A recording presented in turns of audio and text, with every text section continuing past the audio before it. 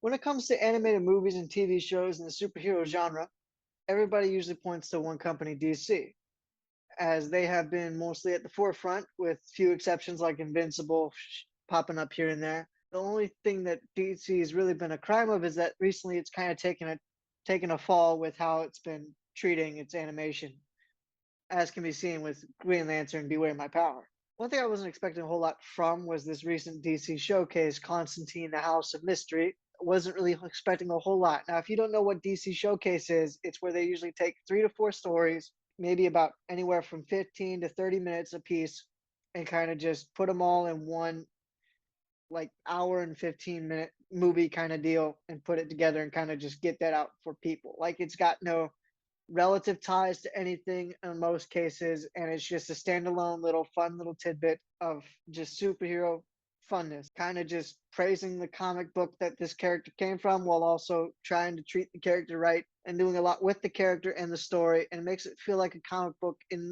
most cases come to life. Now there are some duds with this thing.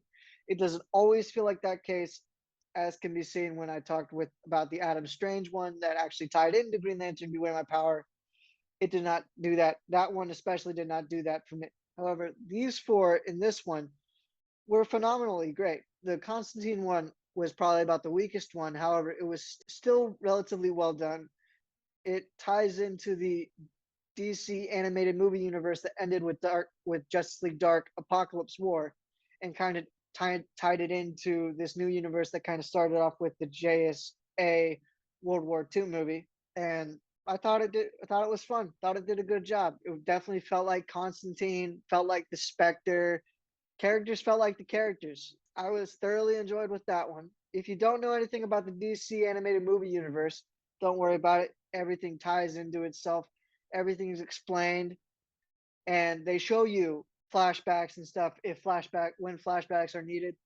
Nothing out of the depth of what exactly needs to go down. You don't need prior knowledge of the DC animated movie universe if you're completely new to this, which I did appreciate. And that was the first one. And I think that one was about 30 minutes ish long. The next three were about 15 minutes long a piece. The next one was this group on the Losers. Now, the Losers is a military group that was kind of going on around the same time as the JSA would. Honestly, I thought it was phenomenal. They did a good job with all the characters that they put in, even one new character that I don't believe I've seen before. And they didn't race change any characters. That one new character that I thought might have been a race change of another character actually wasn't, because I was confused. I thought there already was a fifth character and didn't know where this new fifth character came from. But they just made a new one and it worked out fine. It was phenomenally well done. I can't complain about it. In fact, he's actually definitely one of my favorites of the Losers. They were all phenomenally good. The only one I would say that probably wish would have been done a little bit more was Gunner and Pooch. However, I understand it's like 15 minutes and there was already like 7 different characters that were already in there, including those two. So it's understandable.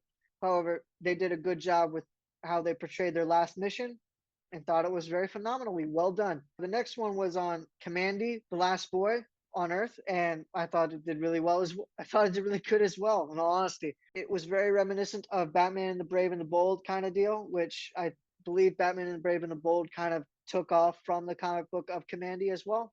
And this one kind of paid respects to Kamandi in the best way it could, even harkening back to some of the characters that weren't even brought up in Batman the Brave and the Bold, which I really liked. A character like Ben Boxer, wasn't expecting him in it, showed him in it, and he played a vital role for Kamandi. So it was pretty awesome. It was pretty good. Prince Tarful was in it. Dr. Canis was not in it. However, they still did a good job without him being in it. So can't really complain about that one either. It was a very fun one to watch, and quite honestly made me want to go read a comic book of Kamandi. Also helped that this was a character made by Jack Kirby, so that kind of helped me out in that one too. The last one was probably my favorite one, however, and it was on Blue Beetle, and that one was phenomenal. If there's any one of them, any one of these that you watch, I would recommend the last one. It's about Blue Beetle and the Question teaming up to kind of try to find this villain that's kind of taken over minds of people using emotions. It is phenomenal. It is a harken back to old 1980s kind of esque cartoon superhero shows with the kind of goofy kind of dialogue and goofy ways that they were doing the stuff, but also being a fun little, you felt like you were actually watching a comic book come to life. They did hinted towards the 1980s kind of esque comic book kind of appeal with the different changes in the color palettes, which would honestly happen when they put the thing for coloring overseas. Sometimes that would happen, and they kind of hinted towards making fun of that a little bit. Just little stuff like that was mainly focused on the Charlton comic book characters and not so much the DC adaptation, it seemed like, which I thought was phenomenal.